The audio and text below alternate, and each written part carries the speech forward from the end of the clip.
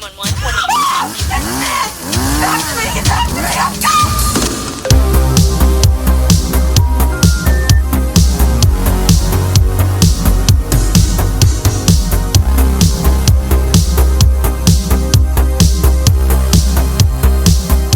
What Whoa, whoa, whoa, whoa, whoa, whoa, whoa, everybody. All right, all you cats and kittens, all you ladies and lady killers out there in real Violand, you know what time it is. You know what time it is. You know what time it is. It's real Vile time, babies. That's right. It's your old pal, Mr. Germ T. Ripper, along with my co-host, the I just tried to say suplexorcist, Ruthless Chris himself. Say hi to the people, Ruthless Chris. How's it going, everybody? And of course, the Tower of the Hour, Miss Killer Kelly. Always a pleasure. Say hello to the people, Killer. Hey, girls. Hey. And ghouls. Girls and ghouls. She's saying hello to all of you. Man, it's been a wild week, wild times.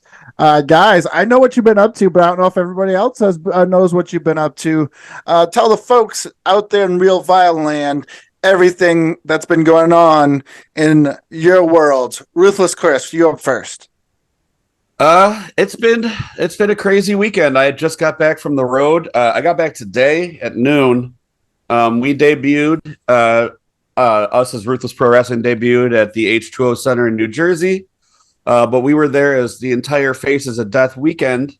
A lot of big things, like really big things happened over the weekend. Fun stuff. Our producer Peapod made his debut on commentary for ICW No Holds Barred, which is a very big deal. We made our debut in Jersey. To me, that was a very large deal. Not only in Jersey, but at Matt Tremont's place with Matt Tremont on the card. Anyone that knows anything about me growing up watching deathmatch wrestling, that means a lot to me. The shows went over really well. The crowd really seemed to enjoy it. We got a lot of weird stories out there. The Airbnb was weird. My room looked like a Val Venus' sex dungeon. We had no idea when we got there. Like it was all right. So the Airbnb, the entire first floor is just normal, white walls, leather couches, normal shit. You walk up a stairwell. This thing is fucking hot pink from floor to ceiling. It's got a king size bed with a leather studded headboard, and then the sheets are purple and black tiger stripe. Oh shit! There's like an ornate mirror in the corner, like a full body like boudoir mirror, and it's all like pearl and silver around the outside. I'm like, what the actual fuck is going on in here? So there was that. A lot of traveling. Make sure you check out Street Trash and IWTV if you got that. We're pretty proud how it turned out. But yeah, it was a hell of a weekend. His Airbnb room definitely had someone getting pregnant in that room before. Straight up. We're pretty sure that Dr. Redacted, his girlfriend, filmed porn in there in the last night that we were there. Well, I wouldn't doubt it. But the mysterious voice, Peapod, pointed it out. But I don't think that people can get pregnant in their butthole, Peapod. So I doubt it. It sounds like a lot of butt stuff. Not with that attitude. No, not with that attitude, indeed. You can try as you may. Killer Kelly, what's new and exciting in your world? I didn't have as exciting weekend as Chris did. I watched Chris's dog during all this, actually, Miss Porkchop, which is always exciting, but not quite as exciting as a Jersey trip. Yeah, I'm just, working, doing the work thing. Hasn't been too exciting, but it's, it was nice having Chop at my house. She's always welcome. Well, am I right or am I wrong do you do the graphics and stuff for Ruthless? I designed the original logo, and I did them for like the first 2 years. I'm not currently doing them right now, though. Gotcha. Okay. Yep. I got a little busy with other work, and it just wasn't getting the designs as quickly as they needed, so we got... It also became a strain on our friendship, too. So it did, too. Me and Chris started getting, bitchy with each other, and we'd get in unnecessary fights over where's this design? And I'm like, fuck you, man. It got really dumb for a minute. So honestly, we've been getting along more since I haven't been doing them. Well, we don't want to strain on that friendship because that is a beautiful friendship indeed. Yeah. Me, myself, and I just working a lot, just twerking a lot. No, just kidding. Oh, I only had one day off in the past week, so if I'm a little twitchy, that might be why. But I'm happy to be here. Happy to be ready and rolling down this track with the Terror Train, ready to dish on some horror, some exploitation, and some midnight movies, some genre cinema. So why don't we get this ball rolling?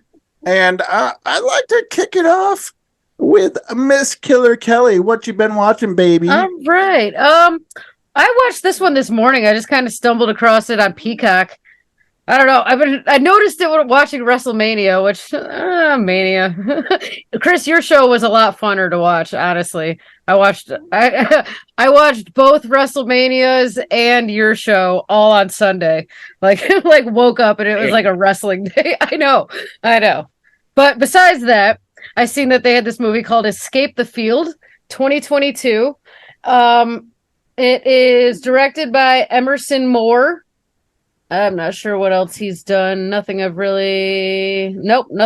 noticed before. But this movie was basically, you remember the Cube movies? yeah. This was basically the Cube in a cornfield. Like a bunch of people wake up there, they don't know how they got there. One's wearing like a nurse costume, one's kind of like an army guy. You've got this obvious like young student named Ethan, and there's a couple other girls. They've all got random things in their pockets. And like, as they're trying to get out, there seems to be this weird monster that's just like picking them off one by one, dragging them back into the field and killing them and shit. But with these things they got in their pockets, all seem to be little pieces to these puzzles. They're taking them further into this cornfield. And like, it starts shifting around kind of mechanically. So it's basically like the Cube in a cornfield. That's the best way I could explain this movie. It wasn't awesome, but it definitely wasn't bad. It had a lot of like kind of cheap kind of sci-fi channel effects. There was a few like some bad CGI, but I mean it was a decent watch. This was 2022. I don't know. I'd probably give it a 2.5, 3. 2.5, 3 sounds that. legit. Yeah, it's Sounds like average, Yeah, It's sounds a like little better than average. interesting film. What was the name of it again? Escape the Field. Escape the Field, and It's it's on on Peacock. Paramount Plus. You said No, Peacock. Peacock. See, Yep. get the cock peeing. Mm-hmm.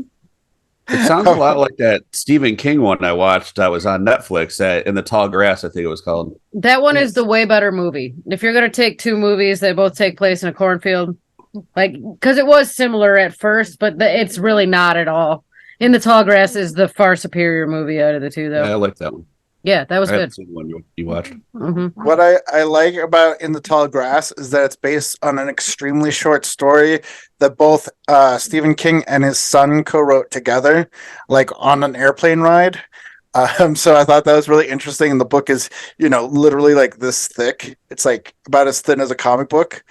And I was excited to see what they did with it. And of course, since it is very little to go on, they added some to it. And that film turned out really well in the Tall Grass. But yeah, cool, very cool. Escape. What was it again? Escape the Field. There was one scene where this dude went to like kick this other guy. It was so ridiculously unnecessary. Like the dude flew like up and over the cornfield. I'm like, what? It didn't really explain that much. It was pretty stupid, and I giggled a lot. But it was cheesy, but it was a decent flick. Decent flick. Good to hear. Mr. Watchable. Ruthless Chris, what do you got first up for us? So recently on Peacock, they just added Knock at the Cabin. Mm-hmm. I had waited to watch this just because Shyamalama's movies have really not been landing with me much. I really didn't enjoy Old. No. Lady in the Water or The Village, any of that shit. I liked Signs. I liked Unbreakable. Split was cool. Split was cool. Last sucked. So I decided to wait to see this one and not see it in theaters, wait for it to come home and streaming. And I kind of wish I would have saw it in theaters. I actually really liked this one. One of the things I really enjoyed about it is that he didn't go for his "I have to have a twist" at the end, which I think was what has sabotaged his career after he did it so well in the beginning. He was just like, well, that's how we do it now. We're just going to have a twist and everything. And he didn't have a twist in this. Well, I mean, the story itself is twisting, but it's told a little bit more straightforward. You have a couple that goes with their daughter to a vacation, like a cabin in the woods, and four strangers show up. They have all these really weird homemade weapons, and they demand to come in, and they say that the apocalypse is coming. One of you guys are going to have to make a difficult decision. One of you guys are going to have to sacrifice yourself to stop the apocalypse. That's where it goes from there. This was pretty good, man.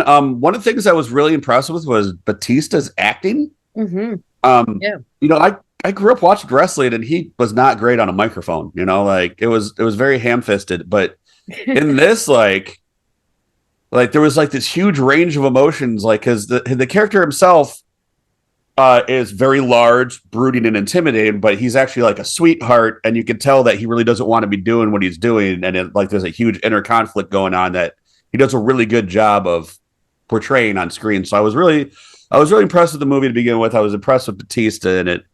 I thought it was pretty lean. I really enjoyed it. I gave it 3.5 stars. You can watch it on Peacock right now. This is probably one of the ones I'll actually watch again. And it's been a long time since I'd say that about a Shyamalama Dewey movie. So yeah. No, I also watched this movie. I was gonna talk about it, not realizing that you watched it too, but I got more up my sleeve. But I feel the same way about this one. Although I did kind of call from the very get-go who those people were. I was like, oh, and I like smacked Ethan. I was like, but I'm not gonna give it away here. I thought it was slightly predictable in that sense. If you know anything about, end times or like the apocalypse or, stories of it at least. But yeah, I give it a 3.5 too. This was really good, and Batista was great in it. There was some decent like kill scenes. It kept you on the edge of your seat. 3.5 for sure. This is one of my more favorite M. Night Shyamalan ones. Shyamalan. I know I was saying like Shyamalan, but it's like I think it's M. Night Shyamalan. I think it's Shyamalan. I've always been bad with his name. That's why I always just kind of Shyamalan, which is kind of disrespectful, and I should probably stop doing that. But hey, yes, it's probably one of my favorites of his. Very cool. Well, I'll have to check that one out as well. I don't have the cock that pees, the peacock, but who knows? Maybe I'll get it just so I can watch the Shyamalama Ding Dong new film, Cabin in the Woods. Is that what it's called? Yeah. Knock at the Cabin. Knock at the cabin. Okay, I'm getting so many cabins. There's so many cabins. A lot of cabins. Yeah. Lots of cabins. Don't go to cabins. That's what I've learned from movies. Or fields, cornfields. There doesn't seem to be anything good coming from cornfields either. Right? Definitely not Children of the Corn movies, that's for sure. No, not Escape the Field, not Tall Grass. None of them. Yeah, thumbs down for cabins and fields. I'm going to keep this terror train rolling down the tracks. And the first film I'm going to talk about only has dashes of horror in it.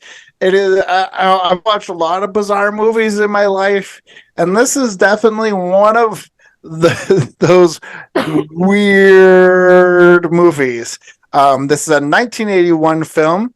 It is by legendary Italian exploitation filmmaker Jess Franco, and it's called Sex is Crazy.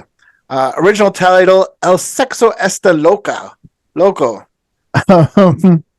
And, when you throw everything at the wall, including aliens and espionage and Satan worshipping, and, there's a lot going on. Very little clothes, but yeah, it's softcore sexploitation at its weirdest. In it, you get a bizarre comedy. Story revolves around a stage show that has aliens kidnapping Earth women and making them pregnant so that they can give birth to 600 babies an hour. However, some real aliens see the show and decide that it's all very good idea. It's a very good idea, but somehow it twists. It's very meta at times because there's a show, but then a show is being filmed, and then the aliens come. Yeah, there's also like I'm not sure if they're supposed to be real monsters or real demons, but just naked people wearing like Halloween masks. And I'm sure in 1981 these Halloween masks they're horrible looking. But they're just lots of naked people, lots of nudity. Very little gore. You do see, I think, at least one murder because there's like this satanic cult sacrifice scene, which I don't know. Doesn't make any sense, but it's a Jess Franco film, and it's probably one of his weirder films. But as far as like softcore sexploitation films go, I enjoyed it. It held my attention definitely. I gave it a 3.5 just for being so bizarre. Yeah, it's called Sex is Crazy. I don't think it's available on streaming anywhere, but I picked up the Blu-ray from Severin Films during their Black Friday sale, just because with a title like that and Jess Franco, I couldn't say no. I had to see what it was, and I'm glad that I did. And I will probably watch it again. That's why I went with 3.5. If you've seen Ed Wood's Orgy of the Dead, it kind of reminded me of that. Oh, Lord. Yeah. But like weirder and Italian. Yeah, so not really horror, but definitely weird. Exploitation counts. Yeah, absolutely. I would say yes. Softcore sexploitation from the early 80s, and it's Italian. Come on now. And Jess Franco, it's Jess Franco, That counts. It counts. Well, count it. Anyways, let's keep the train rolling. Killer Kelly, what you got next, baby doll? Yellowjackets season 2 has come out. I've rewatched all of the first season because it's been a while since it was on, so I caught myself back up, and I'm like obsessed with that show right now. It's fucking awesome. In season 2, let me catch you up on season 1 for the people that might a bunch of girls get into a plane crash. What? I wouldn't do spoilers though. No spoilers. Okay. A bunch of girls are on a plane crash. They're on an island. It's a series on Showtime starring Juliette Lewis, Christina Ricci. Who else is in this? Those are the two big names. But yeah, a team of soccer players. They're on their way to an international event. They get into a plane crash and they get stranded in some woods. They're there for like a year or two and shit gets weird. They keep alluding to some sort of what they had to do to survive. Juliette Lewis and Christina Ricci plays the older versions of their younger self because they were all teenagers on the island. So a lot of this is flashing back and forth to present day and what they went through on the island. The whole thing is basically based around what did these girls actually do on that island. So really it's just like unfolding throughout the series. And there is an element of cannibalism, obviously. There's also, I like how they're bringing in elements like there's like a supernatural thing kind of going in the first one, and where second season starts, they kind of build on that a little bit more. What's going on with that, and they also start with how the cannibalism started while they were stranded in the woods. So that's starting within the first. There's only 2 episodes out of season 2 so far. They're not like releasing it all at once. It's just episode for episode. But they are also bringing on Elijah Wood into this one, which I'm excited about. I love Elijah Wood. I think I've had a crush on that dude since Free Willy. Fucking love Elijah Wood. But yeah, I really like his character on it too. It's good, dude. Just watch it. I'm obsessed with this series right now, and I just can't wait till the fucking 3rd episode of season 2 comes out. I don't have it's really hard to talk about this one without giving like key things away because there is a lot going on with like in each girl's like personal lives, and it all kind of plays off of each other. It's really good. I give this series at least a 4.5. Sweet. Yeah, I've been very interested in checking it out. I haven't checked it out yet. But upon that review, I think I might have to kick that into high gear. Yeah, it's looking great. and roll with it. Roll with those Yellowjackets. I think that would be thoroughly enjoyable from everything you said. Sounds like something I would like. By your reaction, Ruthless Chris, it sounds like you've have you been watching this too or no? Yeah, I've watched up to the first episode of the new season. I haven't seen the second one yet. I back Kelly's sentiment. One thing I will point out that um, this has like more. It's very non-linear in its storytelling. It kind of just gives you puzzle pieces, and that's like a lot of like what really draws you into it. But not only that, like the stuff they allude to and the stuff that they build to, and it has like a weird like punk rock energy to it. It does. Like soundtrack wise, and like a feeling to it, and it always has like this creeping dread, even when like there's not a lot going on. I think it's one of the better series going right now. I was really excited for it to return, so I definitely mirror Kelly's sentiment with it. I love it. Yeah, I love it. It is probably my favorite series that's out right now, for sure. Sweet. I like it. I love it. Give me more of it, baby. Yeah. All right. Well, let's keep rolling down these tracks. Ruthless Chris, what have you got for the people in Real Vile Land? So the next one is a infamous video nasty that I was never able to find up until recently. It was one of those ones where you only heard whispers of it. It was supposed to be the craziest movie ever, and the VHS was impossible to find. And I was a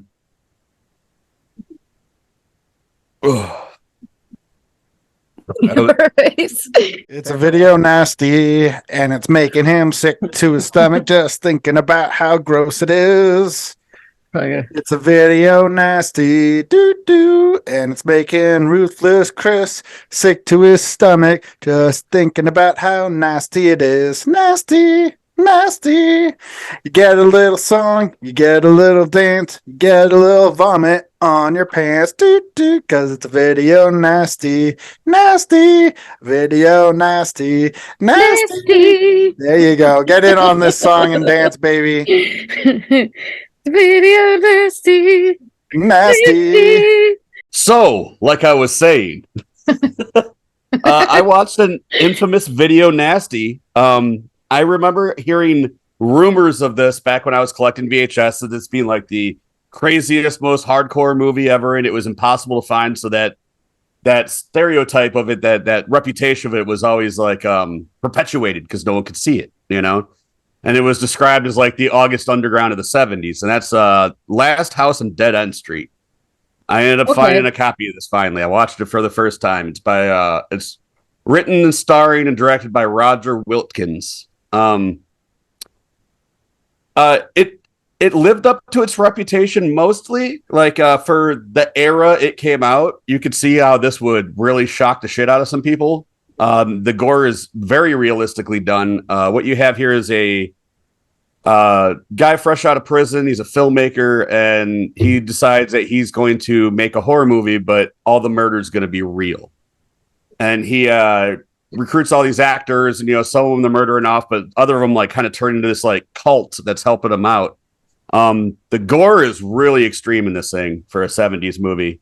And it has this really cool soundtrack that makes the whole thing like really feel like off and dirty and wonky. Like it feels like you shouldn't be watching it, It has that cool like vibe to it. All in all, I actually really had a good time with it. It's definitely not for everybody. Like this is the kind of movie for people that do enjoy movies like August Underground or Man Bites Dog or Golden Glove or something that's like more on the extreme end of things. Angst. I'd give this thing 4 out of 5. It's a gnarly video. I ended up getting a bootleg for like $11 off the internet. But yeah, if you're curious about it, I'd give it a watch because it was definitely a lot better done than I thought it was going to be, realism wise. So it's a good flick. Definitely check it out. Sweet. Sounds like a good time for all to have. I feel like I was getting it confused with a different movie when we talked about it a while back because the description you gave doesn't sound like anything like the movie that I was thinking of. And I'm trying to figure out what movie that was. It wasn't Last House on the Left.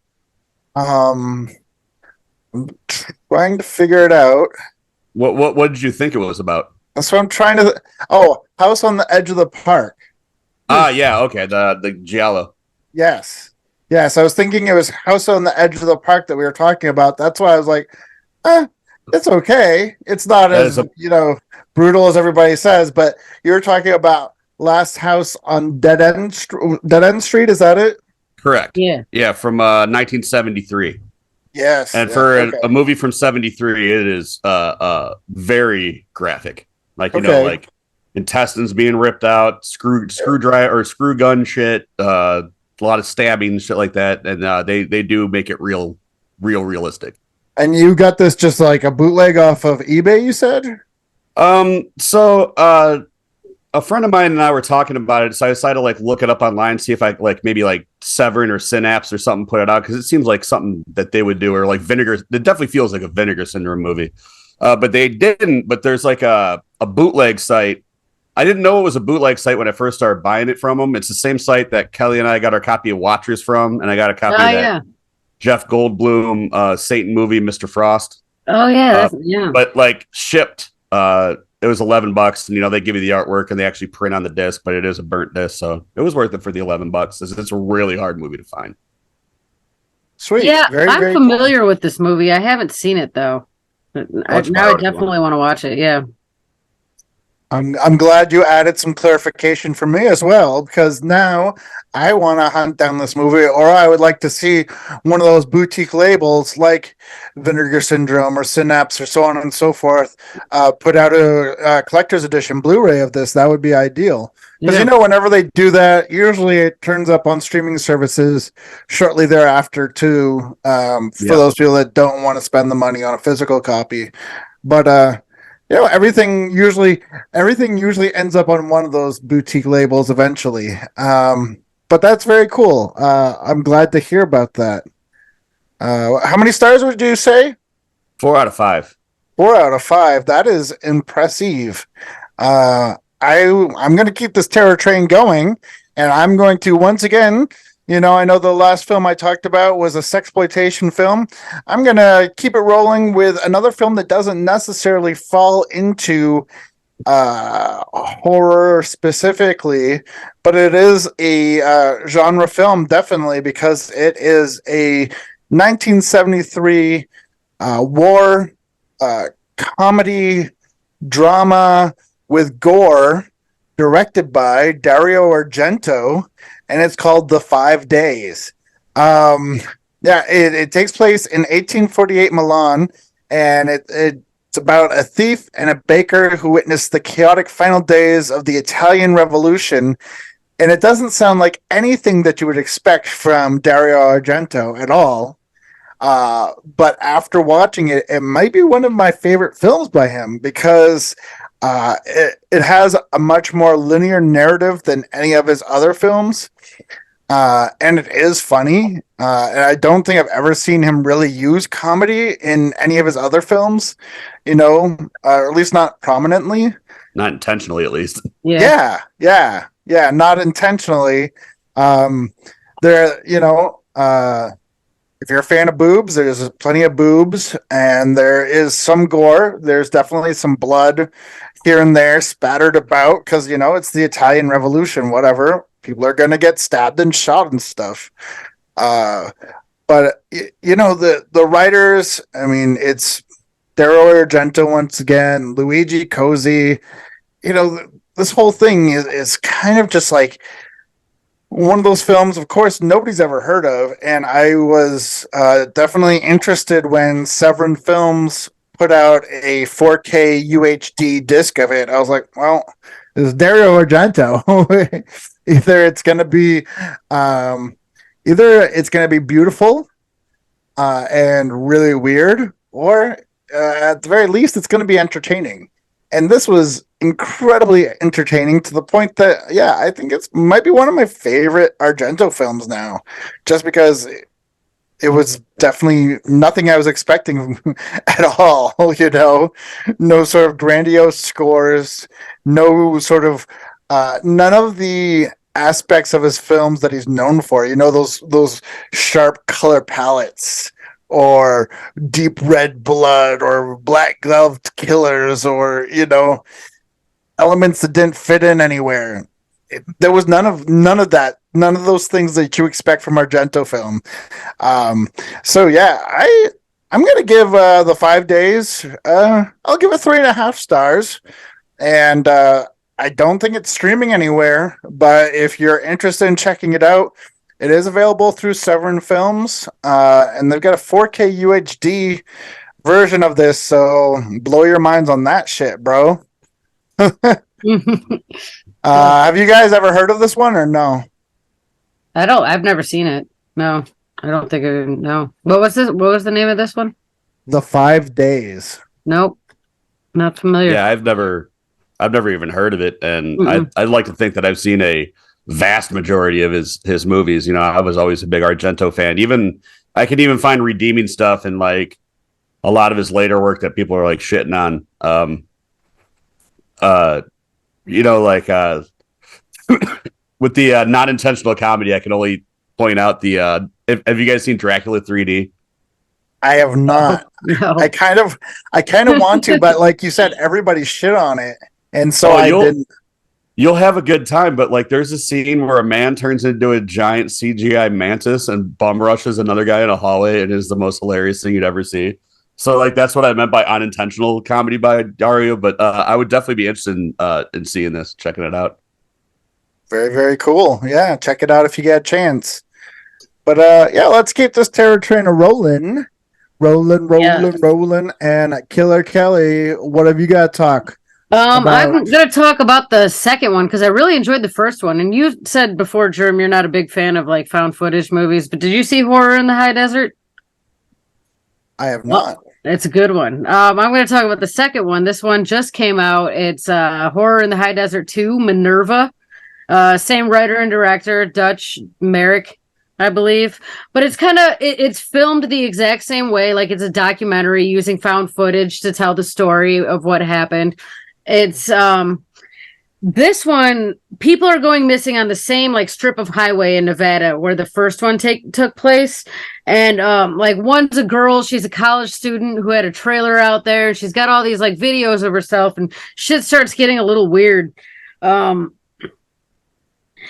like the thing is, you don't know if this one's related to the first one. Like that's the big question. Like, are all these incidents related? I like this one a lot. They take on more of like a legend or like lore sort of perspective with it than the first one did. And it's interesting. I think this one's just as good. There's not a lot. I don't want to say a lot. I mean, it's really slow and atmospheric. It does have like a creep factor to it. I watched it in the daytime, and I do definitely want to watch it again at night, because I feel like it's that sort of atmospheric movie. But yeah, I don't know. I would, if you liked the first one, then you'll definitely like this one. If you hated the first one, I don't know, maybe give it a try, but you probably won't like it. I'd give it about a 3.5. It's good. Yeah, very similar. It's Haunted on the High Desert, or what? Horror in the High Desert. Horror in the High Desert 2. Okay. And they definitely let off in a way where I believe this is going to be a trilogy. I think. Oh, so, yeah. Very, very cool. And is it streaming anywhere? Tubi and I believe Prime. Double check on that. Sweet.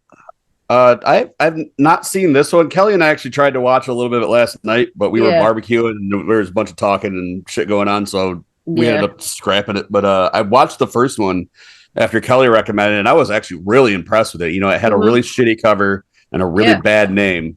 Horror in the High Desert, but it ended up being a pretty good found footage movie, so I'm definitely gonna check this second one out. I'm pretty excited for it.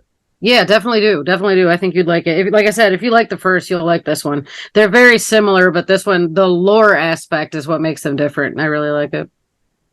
Well, that's good to know, because I know that like if something has terrible artwork or a stupid name, I'm pretty unlikely to check it out. But if you're suggesting it, I will. Yeah, I'll give it a try. I'll give it a spin, especially for free on Tubi. Yeah, can't go wrong with that. Absolutely.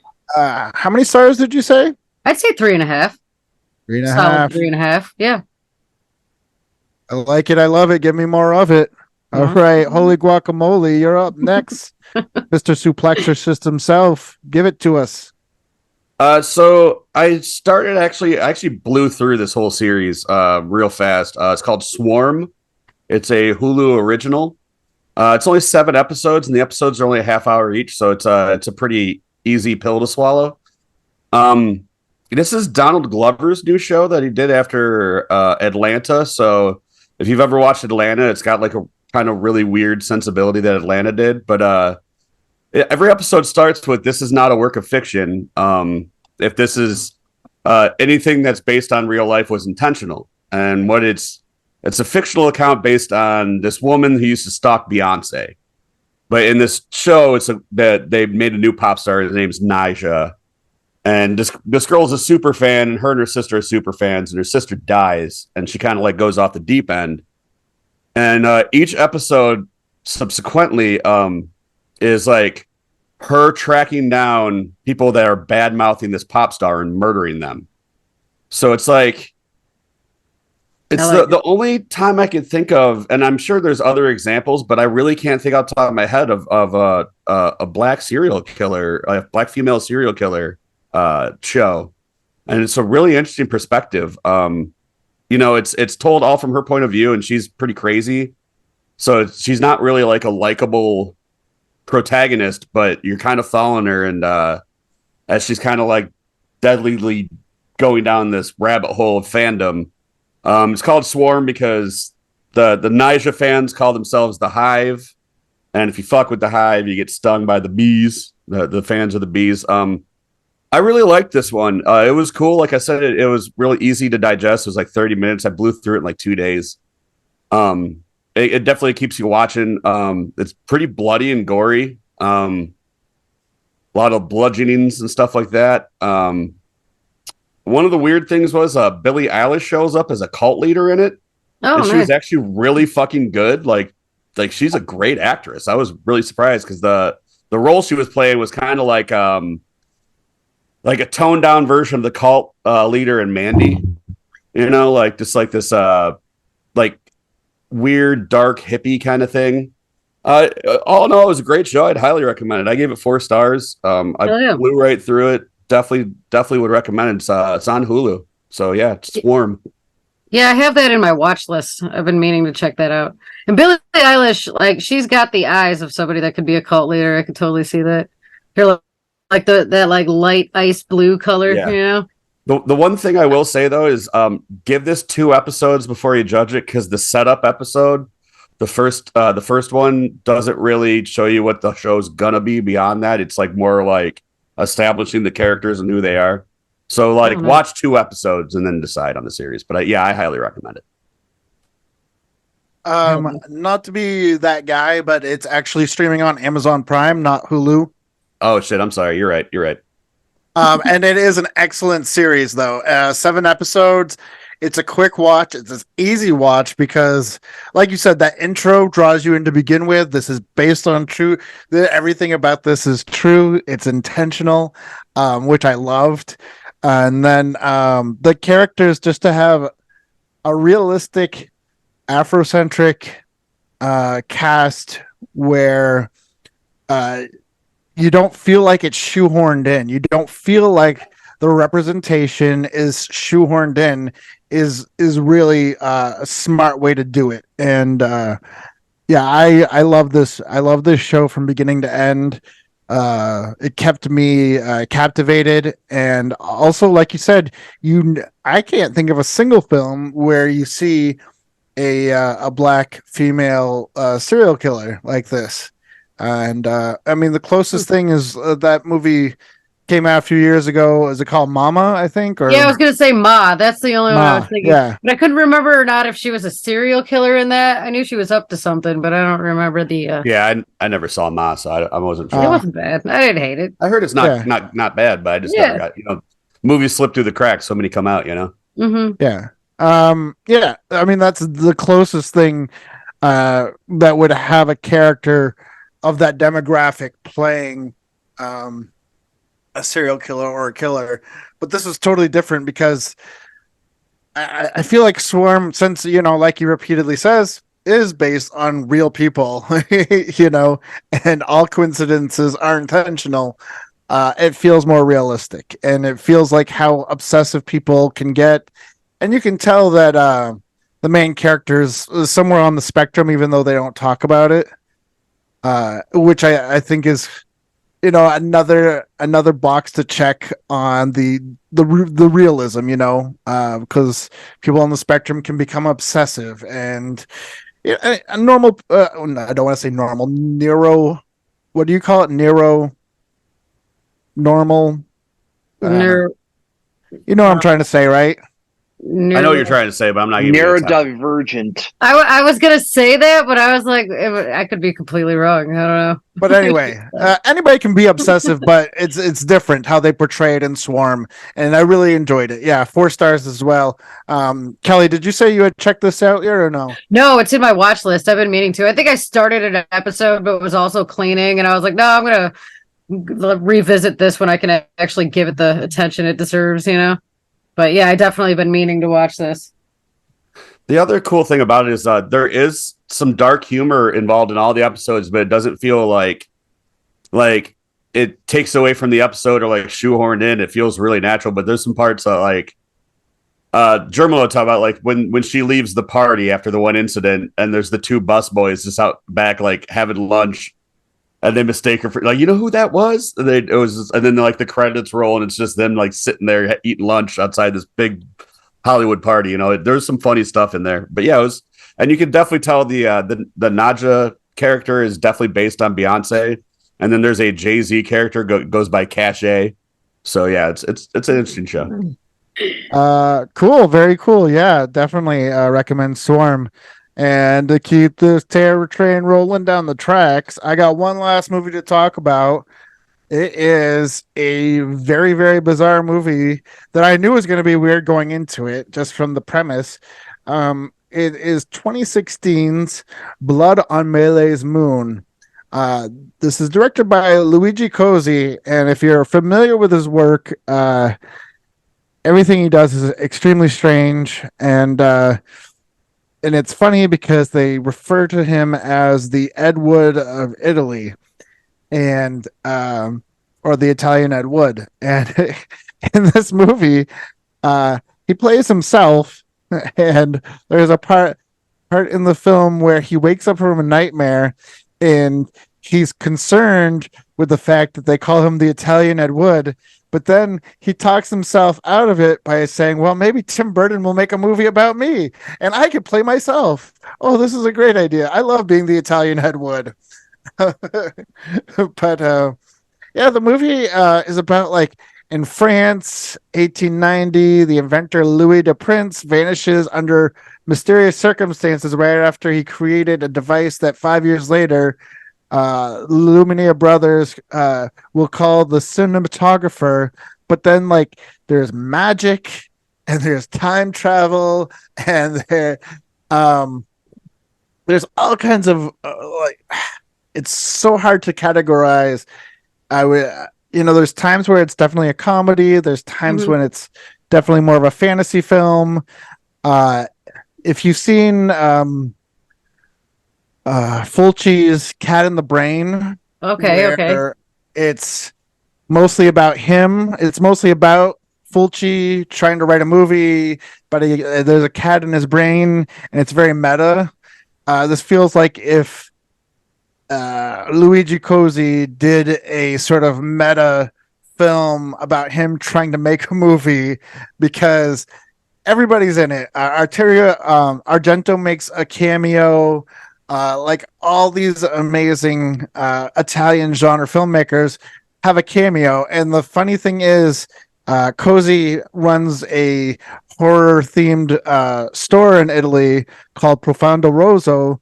And in the basement is a Argento museum, and that plays a part in the movie. He like did everything he could not to spend a lot of money, and it shows. And that's the only reason I give it a 2.5 stars, because I feel like if it had a bigger budget, it would have been amazing. But it has, you could tell it's got a very small budget, and it's filmed over the course of 2 years.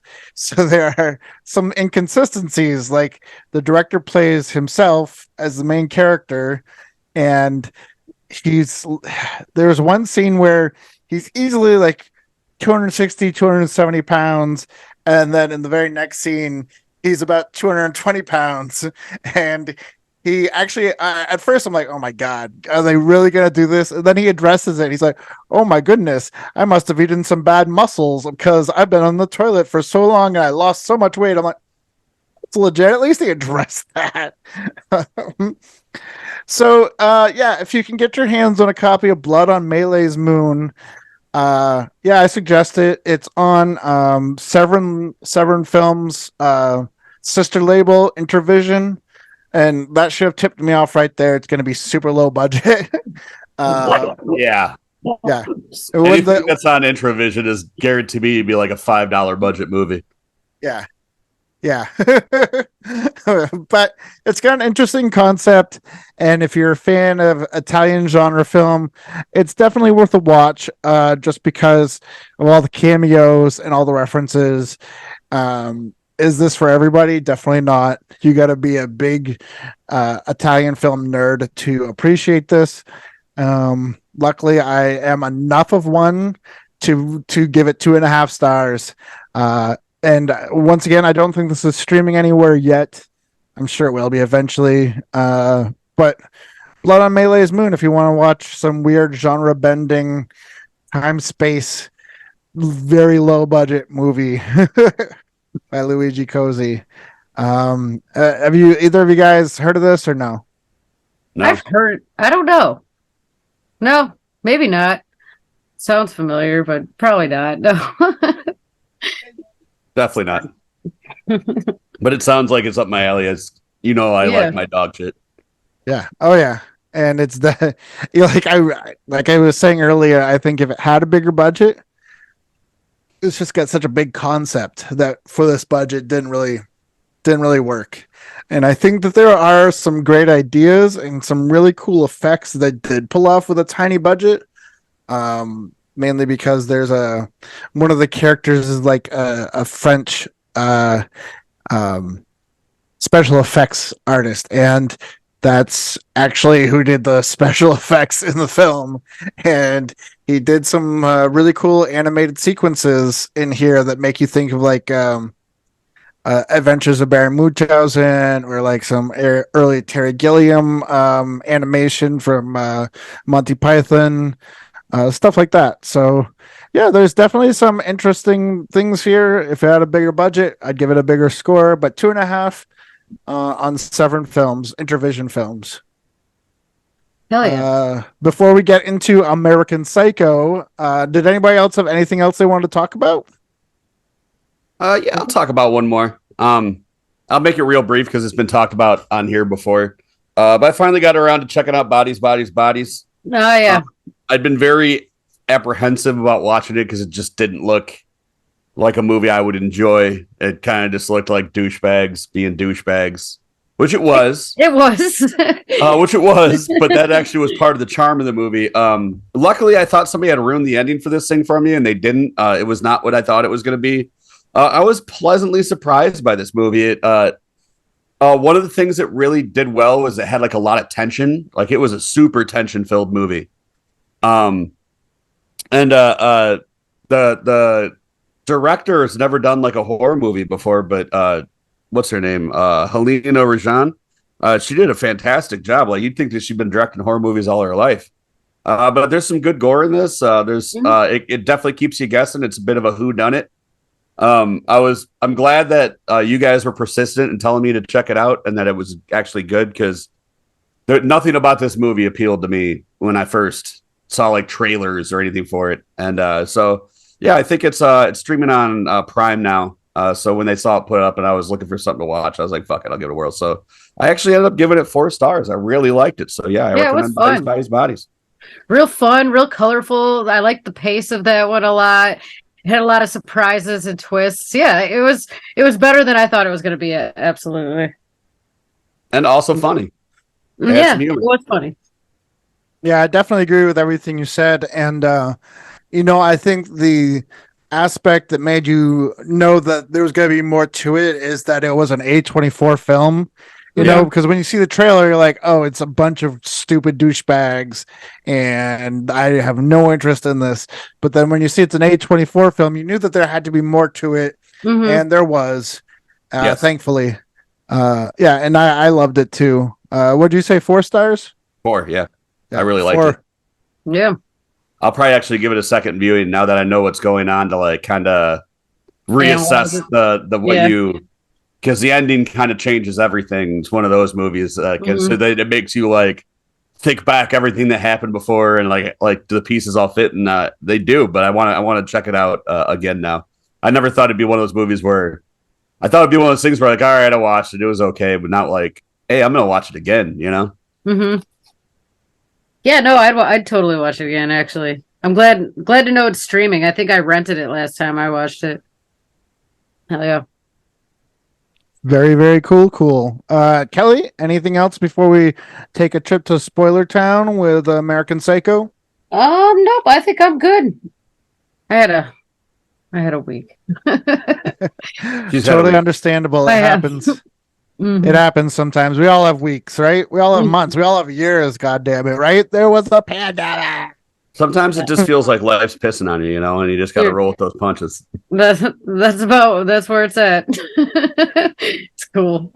Fuck you, Chris. There's a joke there I'd rather not say on the air. That's okay. Maybe we'll joke about it at a later date when it's not so Fresh. So Fresh. When For the 86, you suckers. where you don't have such a fresh stain of emotion. Absolutely. Time heals all wounds.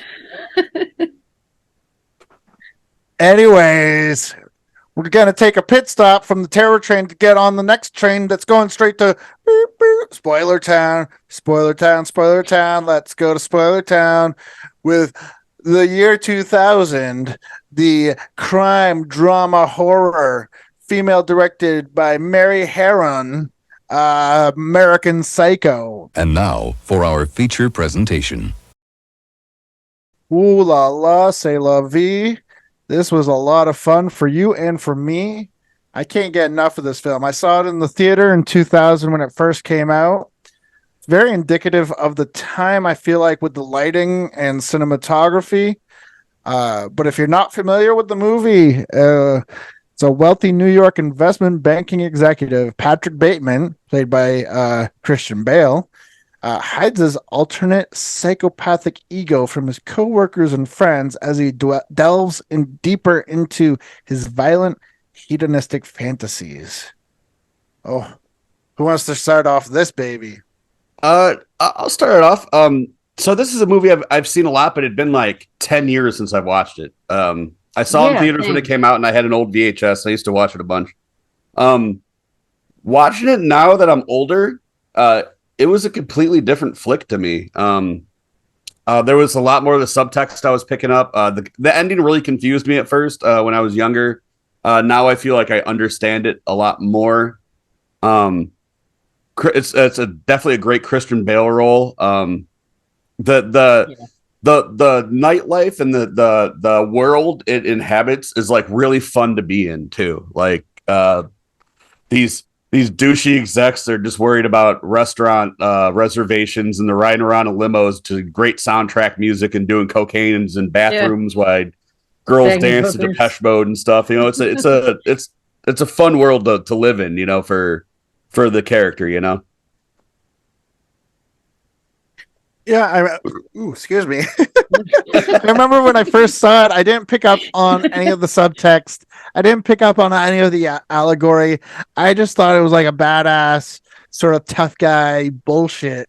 And I walked away from it with that, cool gore, chainsaws, cutting shit up, blah blah blah. And like you said, rewatching it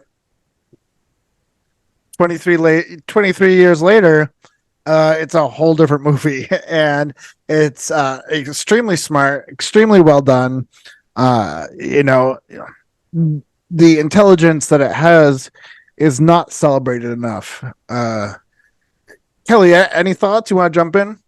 Yeah, I mean, you guys are basically saying everything that I would honestly say about it too. It is a completely different movie watching it 10 years later from when I did before. Like, it's a lot deeper than I ever remembered it being, you know? And that restaurant, what is it, the Doria or whatever? Did you Dorcia. notice? Dorcia. They never end up going there. He No. makes fake reservations for that place and talks about it throughout the entire movie, but he never has I noticed that. But yeah, it is a completely different and a lot more meaningful of a movie than I remembered it being. I think one of the things that at least I picked up, and I'm hoping I'm understanding this correctly, the reason that the movie becomes where it feels like a twisted reality is because it's being told by an unreliable narrator. You know, it's being told by a psychopath, and who himself doesn't have his whole mindset correct in itself. That's why things get a little cartoony at times with like feed me the cat, or like when he goes to shoot the cop cars and everything explodes and he just looks at his gun like, what the fuck? That makes sense. I didn't look at it from that perspective either. Like it. But one of the things I think I picked up on this time, and I also may be wrong on this, is I think the major psychotic turn happens in the first scenes with the hookers. Because if you notice, he has a good time with them. They go to sleep, and then it's like it's not over yet, and that's where things start getting really violent after that. And I think that's where narratively it like delves deeper into a psychotic break, and I think that's why it goes into more of a cartoony direction because he's so detached from reality. Also, great performance by Willem Dafoe. Yeah, Go on. I was just gonna say, yeah, the whole cast is amazing. You know, yeah, I completely forgot that Reese Witherspoon was even in that movie. It's got a smaller role. You know, it's got an all-star cast though, for sure. It really does. And Chloe Sevigny, playing his secretary. Mm-hmm. Yeah, it's a pretty fantastic movie, and one of the other allegories I think it was trying to make was like the thing he kept pounding in was I want to fit in, and that's why like there's the business card scene, and I think that's why they're always trying to go to these restaurants, and I think that's also why the lawyer doesn't know his name because they're all like a fucking blur of the same fucking replicated person. Yeah, that all trying to be the same thing, and power suits. And one of the things I did pick up on this time is you never actually see him work or any of them do any work. No. You see them at the offices, but like when he's in his office, he's listening to Lady in Red doing crossword puzzles. Even in the boardroom scene, they're not doing any work. They're just comparing, business cards. And did you also notice that every person that was comparing business cards, they were all senior vice presidents of this company? Yeah. Vice presidents. No, I didn't notice that. That's good. There's so many unique idiosyncrasies in the film that you pick up later on. You know what I mean? Like everything you just mentioned, and it's so has such a deeper impact when you can notice those things, and you're not just like, oh, fucking badass. You actually appreciate it on a whole different level. And then looking back on it and seeing, that this was Christian Bale's breakthrough role, basically. Like, this is the first time I remember hearing his name or seeing him in anything. And I mean, he was a child. He was in a Steven Spielberg movie starring when he was a kid, Empire of the Sun. Yeah. Oh, shit. Yeah, I wouldn't. I think this was like his big leading man as an adult, And, the role wasn't even originally offered to him. I think it was originally offered to like Leonardo DiCaprio. I could see that. Yeah. That would have been an interesting. It still would have been good, I'm sure. But Christian Bale was American Psycho of Wall Street. Yeah. No, but I'm glad that. Yeah, just give his character from Wolf of Wall Street a knife, and you got American Psycho. Has DiCaprio ever done a horror role? Shutter Island. Oh yeah, duh. Okay. I'm sure there's others, but yeah, Shutter Island's the one that comes to mind right off the bat. Yeah. I wasn't really a big fan of Shutter Island just because like I could see the ending coming a mile away. Other than that, it was like a pretty good movie, I guess. Not to get off topic completely. DiCaprio flicks. But no, I mean, it is interesting to see how Christian Bale landed this role, how he made it his own. And, it's funny because I believe like another actor that was offered this was Tom Cruise, or at least that was Christian Bale's main influence for the role, because he saw Tom Cruise on David Letterman's show in 1993, and he seemed intensely friendly, but there was like nothing behind his eyes, and that really affected Christian Bale's role in this. And I guess in the book, Tom Cruise lives in the same building as Patrick Bateman, and I haven't read the book. I'm just from reading this online. I guess Tom Cruise and Patrick Bateman are in the elevator together, and Patrick Bateman refers to the movie Cocktail as bartender. I think that's funny, and I feel like I should really read this book because it'll probably make me appreciate the film even more. Mm-hmm. Mm-hmm. I will warn you about the book. It is a gnarly fucking read. Like, they really took it easy on the extent of his depravity in the movie. In the book, it is some seriously fucking disturbing shit that Bateman's up to. But yeah, that is part of the book, and it is pretty funny. Well, I do one of the things I wanted to point out, though, that never really like blew me away watching it as an adult, because when you're a teenager, you don't really like watch performances. But that end scene where he's confessing everything to his lawyer, that was some fucking damn fine acting right there. Yeah. Like, he really put it all out there, went all in on that part. And that couldn't have been an easy scene to film, and it really impressed the shit out of me. Yeah, that whole little monologue that he had at that part, like, I killed them all. Yeah, that was gold. Absolutely. Homeless people, a dog. I just had to kill a whole lot of people. A whole lot of people. Yeah. I'm glad we went back in time and grabbed this one up. And it's a good, because it's us going into spoiler town. There's probably not a lot of people who haven't seen this that listen to this. Yeah. And there, I'm scrolling through these different facts about the movie, and it just goes on and on forever because there's so much about this movie.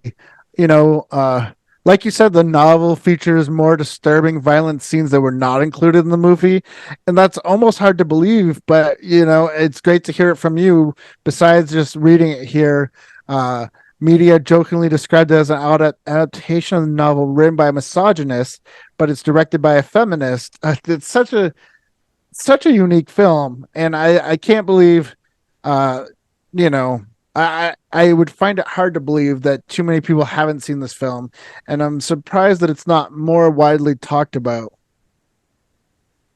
Yeah, absolutely.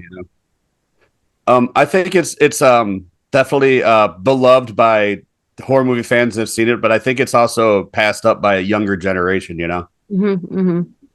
I can see that. They've all probably heard about it, but it's probably not as popular with the younger generation. Yeah. We were more like 90s kids, and it was perfect for our generation. Yeah. Oh, definitely. Teenagers who grew up with Pulp Fiction and Kids and, Train Spotting. This fit into our wheelhouse of genre films that, exhibit like a hyper violent atmosphere, but have a really intriguing story and characters that you want to hear about, and there are so many cult films from that era that get overlooked. And this, I feel like, in 2023, not enough people talk about American Psycho and how smart and well done it is. But yeah, definitely need to keep it going, keep it checking out. I mean, and it's streaming everywhere lately. I just saw that it got added to Hulu because I was looking for something to watch on Hulu. Yeah, I think it's on Tubi too. I think that's where I found it. Yeah. Tubi. I watched it on Pluto. It's everywhere. Was it? Yeah, I don't remember exactly. Yeah. So I mean, there's no excuse not to watch it at this point. Not Yeah. that I mean, it is a unique animal all on its own. Even when it comes to like serial killer movies, there's nothing really like it. You know? No, no, not at all. Yeah. And I'm always a sucker for like 80s pop music. I love the fucking soundtrack. I love this. Oh Shit. yeah, like the soundtrack almost plays like a character onto itself in this film. Yeah, because You know what I he'll mean? go and he always talks about there's nothing going on inside him and he's not feeling these emotions. But the second he talks about music, Oh, he dude, he gets goes into like deep. this like deep like inner or this deep monologues about like the deeper meanings of the songs and like the feelings it evokes and all that shit. It's like the only time he actually shows real emotion, you know, besides rage. Right. Kind of makes you want to know more like about his life, Patrick Bateman's life prior to this, prior to being a vice president. You know what I mean? Yeah, it Because does like a prequel. Even a book would be interesting. yeah, There is because a book. it almost The with prequel it to the book. with it keeps saying that when it keeps saying I just want to fit in, I just want to fit in.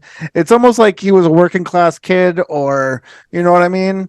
That eventually. No, because at one point Reese Witherspoon's character says your dad owns the company, you can practically do whatever you want, which means that he had to be, just like growing up in privilege, you know. I feel that definitely. Yeah, I can see that too with the character. Right. I don't know. Maybe just trying to fit in because he's a psychopath and trying to act human doesn't really come too easily, you know. Uh, and then there's a scene where he just has like hardcore porn going on in the background, like it's a regular movie, or there's another scene with Texas Chainsaw Massacre playing around in the background, and it's no big deal. I actually think that the Texas Chainsaw scene led into like the psychosis scene of him killing the hookers with the chainsaw. I don't think any of that really happened. Because the bodies weren't there when he went back. The why would he have a chainsaw in his room or in a yuppie loft? Why was no one answering the door when she's screaming and he's run down? I think that was after his mental break, and I think all that happened in his mind. It was implanted by his subconscious Texas Chainsaw, you know. I didn't even. I also have thrown I have to go return some tapes into my lexicon ever since.